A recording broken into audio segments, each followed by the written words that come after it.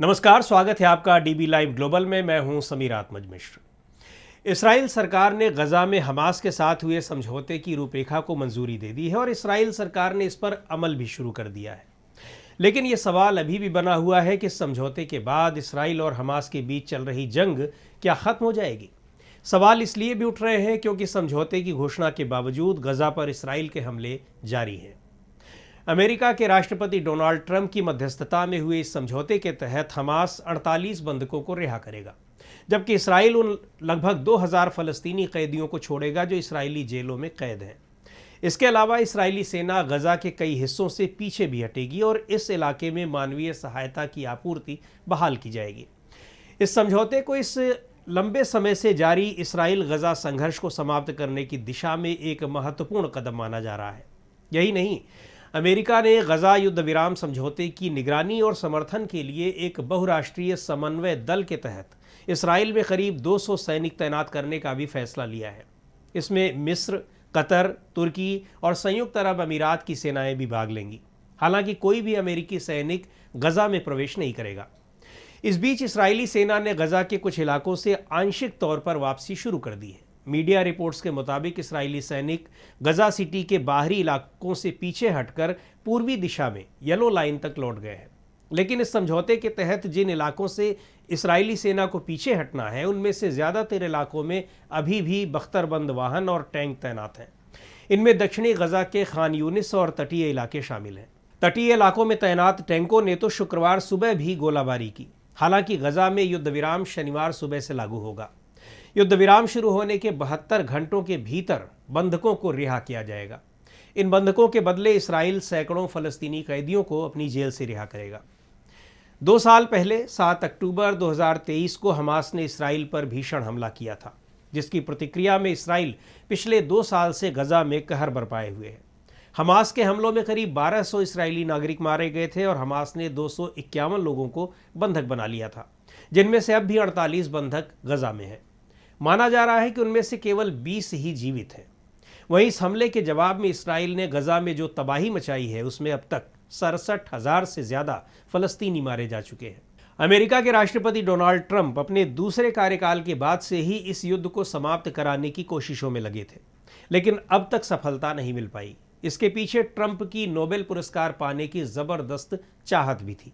इसीलिए समझौते को मानने के लिए जहां एक और इसराइल के प्रधानमंत्री बेन्यामिन नेतान्याहू पर उन्होंने दबाव बनाया, वहीं न मानने की स्थिति में हमास को पूरी तरह खत्म करने की धमकी तक दे डाली।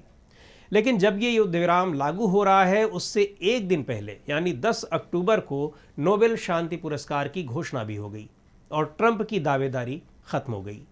नोबेल शांति पुरस्कार वेनेजुएला की विपक्षी नेता मारिया कोरिना मचाडो को दिए जाने की घोषणा हुई है। डोनाल्ड ट्रंप तो नोबेल शांति पुरस्कार पाने की इच्छा खुले तौर पर जता चुके थे और वो उन युद्धों की बार बार चर्चा भी कर रहे थे जिन्हें रुकवाने में उन्होंने कथित तौर पर महत्वपूर्ण भूमिका निभाई थी। भारत और पाकिस्तान के बीच सीज फायर कराने का श्रेय भी वो लगातार ले रहे हैं।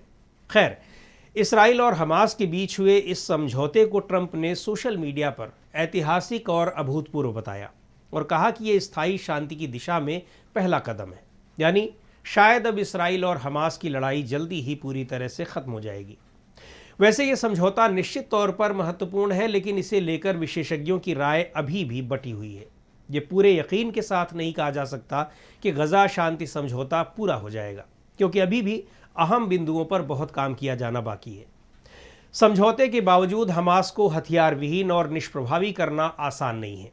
इसराइली सेना कब तक पीछे हटेगी, ये समय सीमा भी तय नहीं है और गजा किसके हवाले होगा, यानी गजा पर कौन शासन करेगा, ये भी अभी तय नहीं है। मीडिया रिपोर्ट्स के मुताबिक गजा में फलस्तीनियों ने आधी रात को हमास इसराइल समझौते की घोषणा का जश्न मनाया और उम्मीद जताई कि उनकी परेशानियां खत्म हो जाएंगी। लेकिन समझौता होने और इसराइली कैबिनेट की मंजूरी मिलने के बावजूद इसराइल की तरफ से वहां बमबारी जारी है। दूसरी ओर हमास ने इसराइल से ये गारंटी मांगी है कि बंधकों की रिहाई के बाद वो फिर से लड़ाई शुरू नहीं करेगा, क्योंकि उसे पता है कि बंधकों की रिहाई के बाद फिर किसी भी तरह की बातचीत में उसकी स्थिति कमजोर हो जाएगी, यानी हमास की बार्गेनिंग पावर लगभग खत्म हो जाएगी।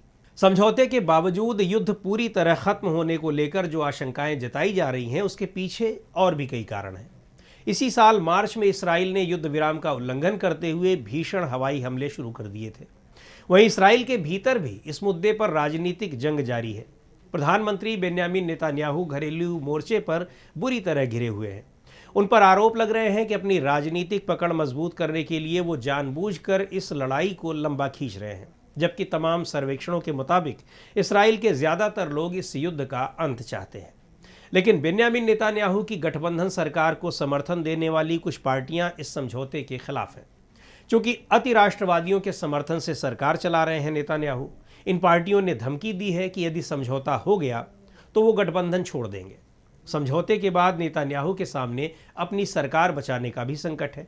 इसीलिए नेतन्याहू ने इस घोषणा को इसराइल के लिए राष्ट्रीय, नैतिक और कूटनीतिक जीत बताया है, लेकिन ये नहीं कहा कि युद्ध समाप्त हो गया है।